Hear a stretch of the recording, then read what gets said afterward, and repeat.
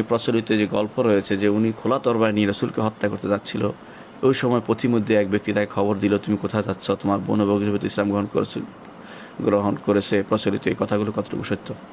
ওমর রাদিয়াল্লাহু আনহুর এই যে ঘটনা, যে তিনি খোলা তরবারি নিয়ে রসুলকে হত্যা করতে রওনা হয়েছেন, পথিমধ্যে জানানো হলো যে আপনি কোথায় যাচ্ছেন, আপনার ঘরেই তো সমস্যা। তো ঘরে গিয়ে দেখলেন যে ফাতেমা, তার বোন ফাতেমা এবং ফাতেমার স্বামী সাঈদ ইবনে যায়েদ রাদিয়াল্লাহু আনহু তারা ইসলাম গ্রহণ করেছে, এবং এই জন্য তিনি ঘরে গিয়ে স্ত্রী এবং তার বোন এবং তার বোনের হাজব্যান্ডকে মারলেন। এই জাতীয় যে কাহিনী আছে, এটা আসলে সহিহ হাদিস দ্বারা সাব্যস্ত হয়নি, সহিহ বর্ণনা দ্বারা সাব্যস্ত হয়নি। এই জন্য আমরা চেষ্টা করব এই কথাগুলো না বলতে। বিশুদ্ধ মতে আল্লাহ তাআলা তার অন্তরে ইমান ঢেলে দিয়েছেন এবং তিনি সেখানে রাসূলুল্লাহ সাল্লাল্লাহু আলাইহি ওয়াসাল্লামের কাছে গিয়ে ইমান এনেছেন। এটা হলো মূল কথা। সেখানে আর কোনো কাহিনী বানানোর প্রয়োজন নেই, এবং তিনি ওখানে যে আরও গল্প আছে যে তিনি বললেন যে তুমি গোসল করে আসো, তারপরে তাকে তাহা মা আনজালনা আলাইকাল কুরআন লিতাশকা এই আয়াতগুলো পড়তে দিয়েছে। এগুলি সবই কিন্তু শুদ্ধ নয়, এগুলি কোনো বিশুদ্ধ বর্ণনা দ্বারা সাব্যস্ত হয়নি।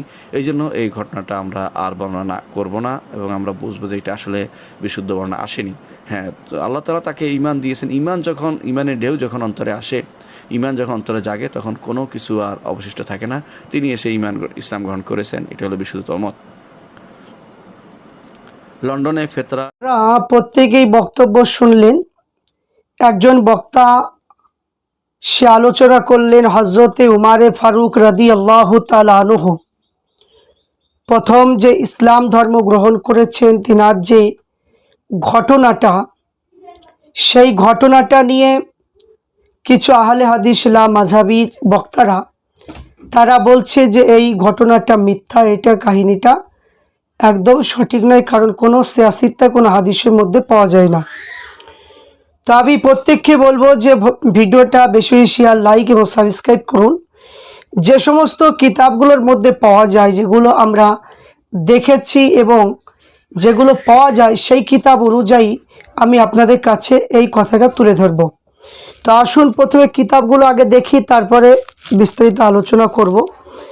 সিরাতুন নবী, এই কিতাবের মধ্যে হযরত উমারে ফারুক রাদিয়াল্লাহু তাআলা আনহুর যে ইসলাম ধর্ম গ্রহণ করার যে আলোচনাটা, আপনারা প্রত্যেকেই সেটা পরিষ্কারভাবে বুঝতে পারবেন।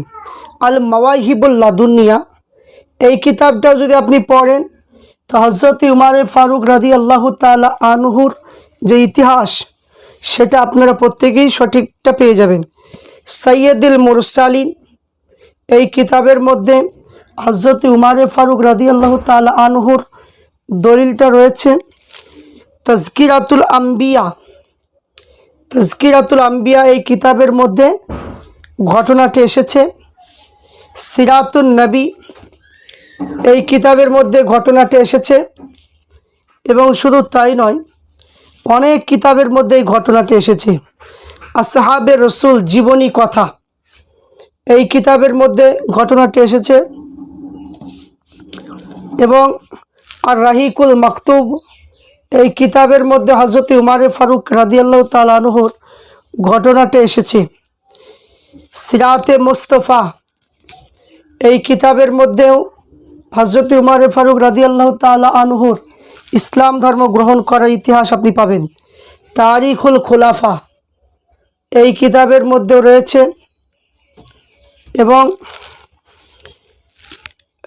আসসাওয়াইকুল মুহারিকা, এখানে লিখেছে আসসাওয়াইকুল মুহারিকা, এই কিতাবের মধ্যে প্রথম খণ্ডের মধ্যে আছে।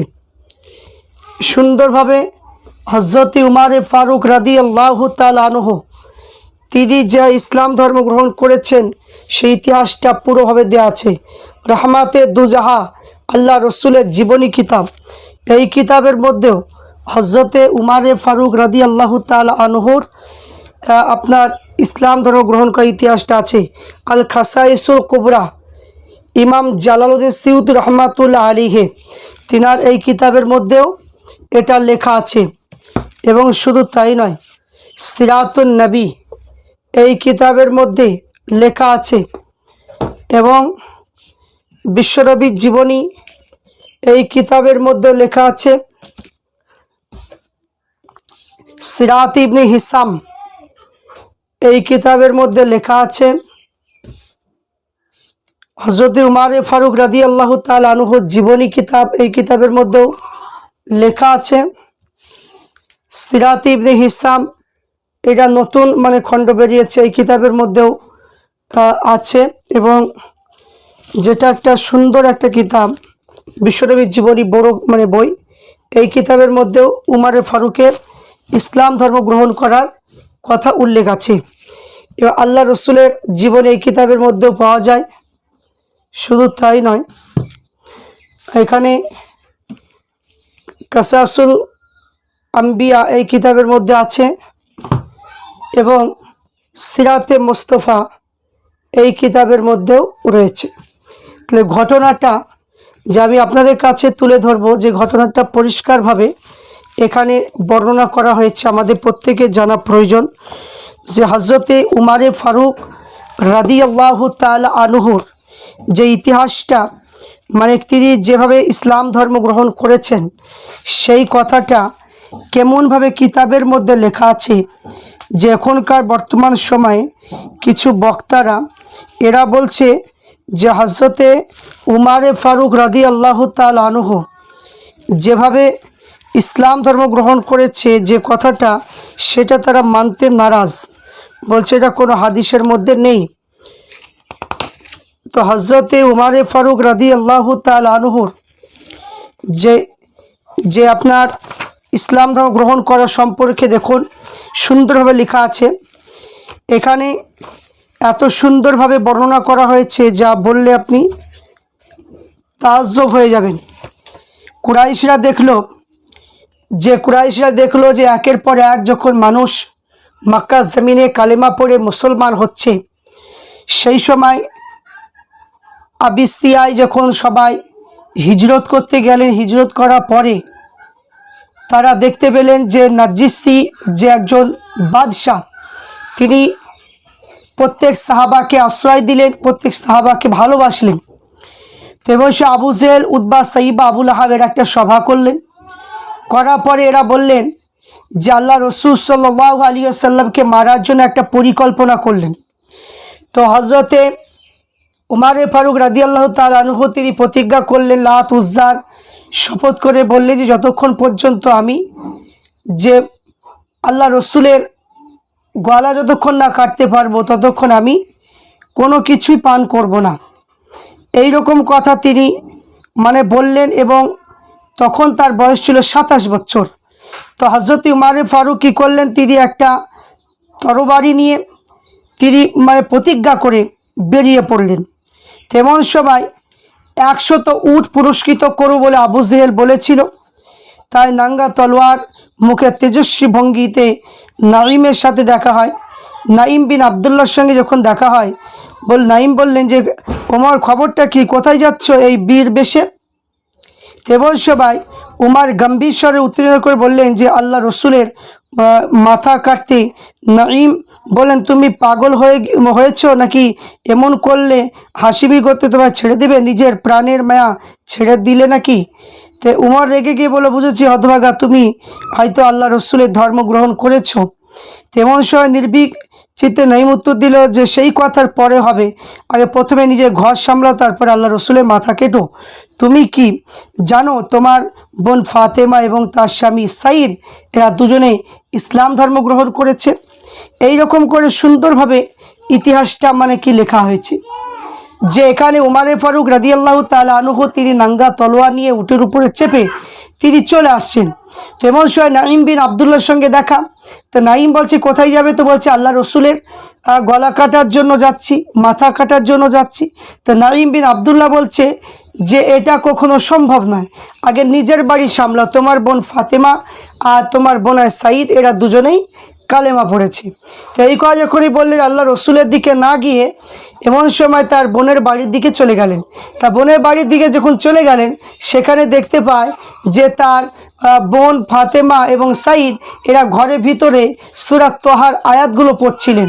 তো হযরত উমর ফারুক রাদিয়াল্লাহু তাআলা আনহু তিনি চুপি চুপি শুনলেন, শোনার পরে ঘরের ভিতর চলে গেলেন। ঘরের ভিতরে গিয়ে বোনকে শোধায়, বোন অস্বীকার যায়, বোনও অস্বীকার যায়। পরবর্তীকালে দুজনকে মেরে রক্তাক্ত করে দেওয়া হয়। তখন হজরতে ফাতিমা বলেছিল উমারকে যে ভাই, আমি তো তোমার মায়ের পেটের বোন, তোমার কি মায়া লাগে না? যেই না বললেন সঙ্গে সঙ্গে উমারের পরিবর্তন হলো। তোমার ফারুক রাদিয়াল্লাহু তাআলা আনহু বললো যে বোন, তোমরা ঘরের ভিতরে কি পড়ছিলে? যখন বললো এটা শুনতে গেলে অজু করা লাগবে, তো যখন অজু করে আসলেন সূরা তোহার আয়াতগুলো যখন পড়ে পড়ে শোনালেন, হযরত উমার ফারুক আর স্থির থাকতে না পেরে আল্লাহ রসুলের হাতে হাত দিয়ে কলেমা পড়ে মুসলমান হলেন। তো এই যে একটা মানে যে ইসলাম ধর্মের যে গ্রহণ করা যে ইতিহাসটা পাওয়া গেল, এখানে প্রত্যেকটা কিতাবের মধ্যে লেখা আছে। তো বর্তমান সময়ে কিছু নতুন বক্তা, ফেতনামূলক বক্তা বেরিয়েছে। যারা ফেতনামূলক বক্তা তারা বলছে এটা হাদিসে পাচ্ছি না বলে বলছে এরকম করে লেখা নেই। তো এখানে প্রত্যেকটা সিরাতের কিতাবে লেখা আছে, সেখানে অনেক হাদিসের কথা উল্লেখ করা আছে, সেই অনুযায়ী লেখা। তো এখানে প্রত্যেককে বলবো যে এই সমস্ত বক্তাদের বক্তব্য থেকে আমাদের প্রত্যেককে দূরে থাকতে হবে। কারণ এরা বর্তমান সময় ইমান লোটার জন্য, ইমান চুরি করার জন্য উঠে পড়ে লেগেছে। এই ইমান চোরদের হাত থেকে আমাদের প্রত্যেককে সবসময় দূরে থাকতে হবে। আল্লাহ পাক আমাদের প্রত্যেককে এই সমস্ত ফেতনাবাজ চোর থেকে আমাদেরকে যেন হেফাজত করুক। আমাদের ইমান হচ্ছে মূল্যবান। তাই আমাদের 14 শতাব্দীর মুজাদ্দিদ হযরতে আবু বকর সিদ্দিক ফুরফুরা রহমাতুল্লাহ আলাইহি তিনার মত পথ অনুযায়ী আমরা যেন চলতে পারি। আল্লাহুম্মা